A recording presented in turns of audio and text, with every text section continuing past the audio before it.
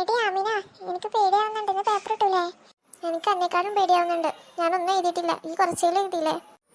10-15 paper 5 minute കൊണ്ട് അവൾ എഴുതി തീർത്തിക്കണത്. എന്നിട്ട് അവളൊന്നും എഴുതിയിട്ടില്ല പോലും. ഇനി പേപ്പർ വന്നാൽ കാണാലോ. ഇജ്ജ് എന്താ ലച്ചു ഒറ്റയ്ക്കിരുന്ന് പറയണേ? അല്ല, ഇജ്ജല്ലേ പറഞ്ഞ് എനിക്ക് പരീക്ഷയ്ക്ക് മാർക്കൊന്നും ഉണ്ടാവില്ല എന്ന്. അത് ആലോചിച്ചിട്ട് സങ്കടം വന്നതാ. അപ്പോൾ ഓരോന്ന് പറഞ്ഞതാ. ആടി, എല്ലാവരും പറയണ്ട് പരീക്ഷ നല്ല ടഫ് ആയിരുന്നു എന്ന്. ഞാനൊന്നും എഴുതിയിട്ടില്ലടി. എടാ, നമ്മുടെ സുമതി ടീച്ചർ ലീവാജ് കണ്ടിരുന്നോ? സുമതി ടീച്ചറോ ലീവോ? നേ സ്കൂളിൽ തന്നെ പൊളിഞ്ഞാടേണ്ടി വരും. ആള് എപ്പോഴും സ്കൂൾ കയറടാ. അതാ ടീച്ചർ വരുന്നു, അങ്ങോട്ട് ഇരുന്നിരിക്കേ. Good morning teacher. Good morning. എല്ലാവരും ഇരിക്കുമോ? എന്താ ആർക്കും ഒരു ഉഷാറില്ലാത്തേ? എന്താ ലച്ചും മുഖമൊക്കെ വല്ലാണ്ടിരിക്കണേ? രാവിലെ ഒന്നും കഴിച്ചില്ലേ? ഒന്നുമില്ല ടീച്ചറെ, എനിക്ക് ചെറുതായിട്ട് തലവേദനയ്ക്കുണ്ട്, അതാവും. അപ്പോ ടീച്ചർ പേപ്പർ കൊണ്ടുവന്നിട്ടില്ലെന്നാ തോന്നുന്നേ. എടുക്കണമെന്ന് കാണില്ലല്ലോ. അതെ സുമതി ടീച്ചർ, ആ പേപ്പറില്ല 37 ക്ലാസ്സിൽ അങ്ങോട്ട് വരൂല കേട്ടോ. അറ്റൻഡൻസ് എടുക്കുവാണേ.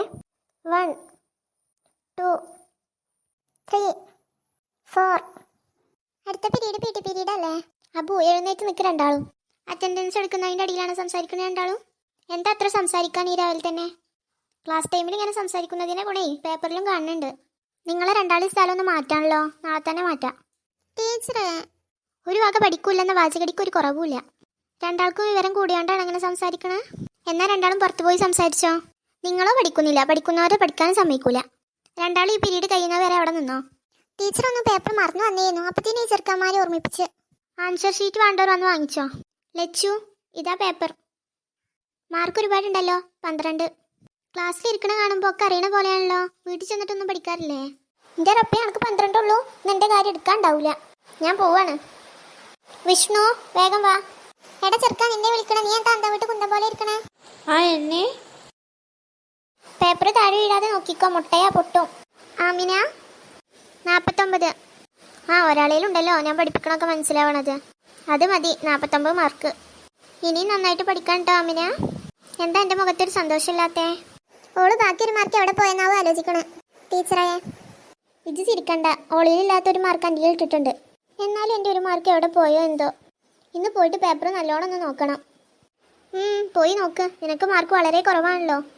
നല്ലോണം ഒന്ന് അരിച്ചു പെറുക്കി നോക്ക്. എന്തൊക്കെയോ ഓള് പറഞ്ഞീന്, ഞാനൊന്നും എഴുതിയിട്ടില്ല, മാർക്കൊന്നും ഉണ്ടാവില്ല എന്നൊക്കെ. എന്നിട്ടിപ്പോൾ കണ്ടില്ലേ? അമ്മെങ്ങാനും ഓൾക്ക് മാർക്ക് ഇത്ര ഉണ്ടെന്ന് അറിഞ്ഞു കഴിഞ്ഞാൽ കാണാം. യുദ്ധക്കാരെന്ന പേരിൽ. അബു 1 മാർക്ക്. അതെന്താ അബു ഈ 1 മാർക്കിൻ്റെ ഉത്തരം വിഷ്ണുവിന് പറഞ്ഞു കൊടുക്കായിരുന്നു? എന്താ അബു, വെറുതെ കളിക്കാനാണോ സ്കൂളിൽ വരുന്നതിനെങ്കിലും ഒന്ന് പഠിച്ചൂടെ? എന്നാലും എൻ്റെ അബു എന്നോട് ഈ ചതി ചെയ്യുമെന്ന് ഞാൻ ഒരിക്കലും വിചാരിച്ചില്ല. എന്തൊക്കെയാ പറഞ്ഞീന്, നമ്മൾ നൻപനാണ്. എന്നിട്ട് കണ്ടില്ലേ? അങ്ങനെ പറയില്ല എൻ്റെ വിഷ്ണു. അത് ഇജ്ജ് പേപ്പർ കൊടുക്കാൻ പോയില്ലേ, അപ്പോൾ ആമിനെ പറഞ്ഞതാ 1ൻ്റെ ഉത്തരം. അപ്പം ഞാൻ എഴുതിയതാ. അപ്പത്തേനും ഇജ്ജ് പോയില്ലേ? ഓൻ്റെ ഒരാമിന.